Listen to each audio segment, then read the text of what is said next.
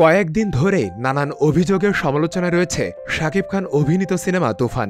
অনিয়মের অভিযোগে সেন্সরে আটকে যেতে পারে সিনেমাটি, এমন সন্দেহ বাসা বেঁধেছিল অনেকের মনে। অবশেষে সব অভিযোগ ছাপিয়ে আনকাট সেন্সর পেল শাকিবের তুফান। 3 দিন আগে সেন্সর বোর্ডে জমা দেওয়া হয় সিনেমাটি।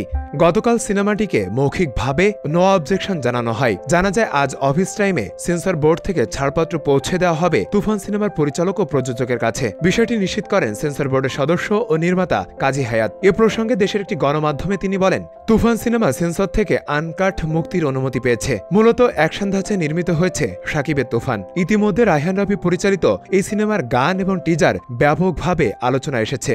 প্রসঙ্গত তুফান সিনেমায় শাকিবের বিপরীতে আছেন মিমি চক্রবর্তী, নাবিলা। এছাড়াও অন্যান্যদের মধ্যে রয়েছে চঞ্চল চৌধুরী, মিশর সওদাগর সহ আরও অনেকে।